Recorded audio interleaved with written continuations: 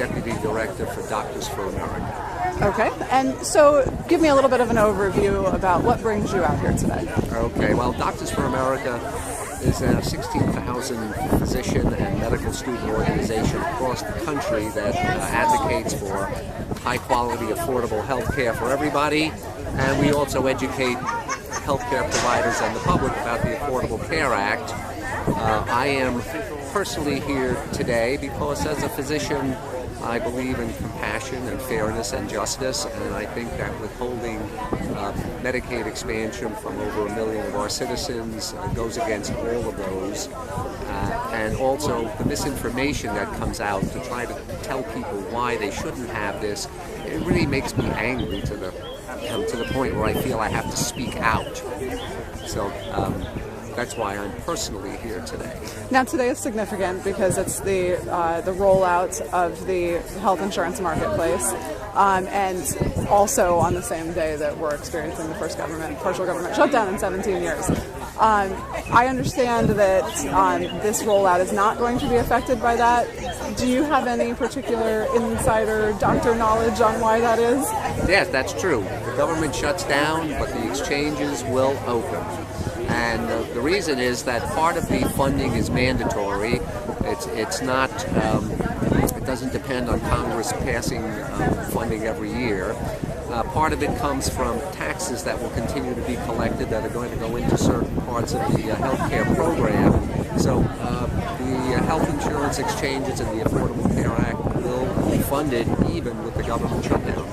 Now let's talk about Medicaid expansion. Yes. Florida still has not gotten on board with that, and being an entitlement program that also would not have been affected by a government shutdown.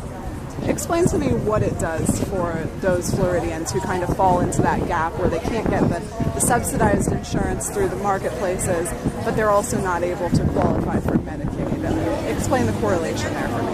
Okay, well, initially, people up to 138% of federal poverty level, which was over $15,000 for an individual and maybe $32,000 in income for a family of four, could have had Medicaid expansion, but without it, anybody who falls below 100% of federal poverty level will fall through the cracks. If they're a little bit above, they can get a subsidy, but once they fall below, they're not eligible. Florida has a very stingy Medicaid program. If you are a childless adult, virtually you have no eligibility. Now, what can Medicaid expansion do? Well, first of all childless adults would be eligible if they are within the income limits. Number two, parents.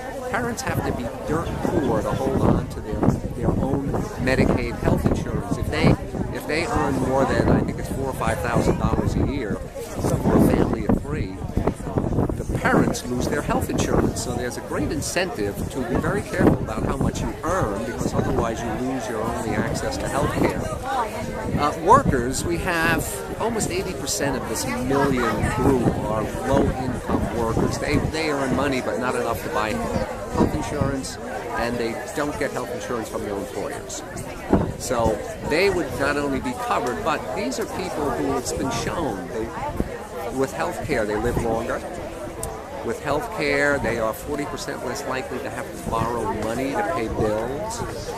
Their children come from families that are financially and medically stable, as opposed to being disadvantaged as they are in families with poor health and very marginal income. Plus, they are the economic engine to this state.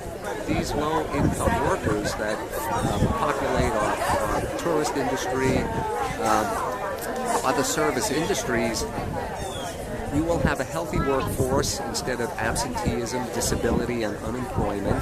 And this is a boon to employers, because the employers that employ the low-income workers who don't offer health insurance, this is like giving them a fully subsidized health benefit program that's worth over $140 million a year to the employers, and they get the benefit of having a healthy workforce, and again, greater productivity, less absenteeism.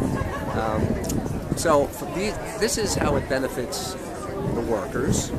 And last year alone in Florida, Medicaid spending fueled almost 200,000 jobs, and it pumped $700 million into the economy.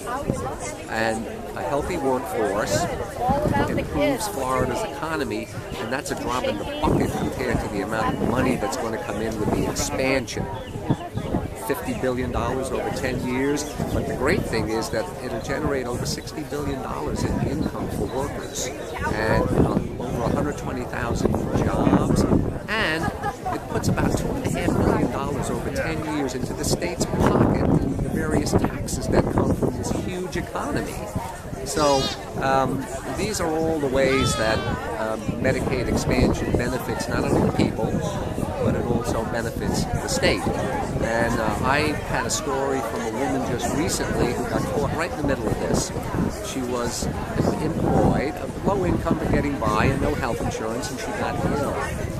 And medical bills started to pile up.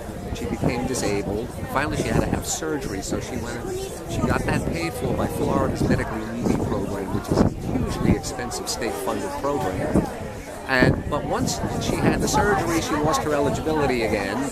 She became unemployed, and the bills continued to mount. And she looked at me and she said, "How can we have an economic recovery if we don't have healthy workers?" And she said, I don't have enough money to put gas in my car to go to work or find a job. She said, I need health care. And Medicaid expansion would have given her that. And that is a little capsule about what Medicaid, the lack of it, is doing to our workforce and our low-income workers, and what Medicaid expansion could have done for them. Slightly off topic, but still I think very relevant today. On the government shutdown, if that continues, what effects will that have on the healthcare industry? Well, the healthcare industry is certainly partly protected because of Medicaid and Medicare being pretty much protected during this. And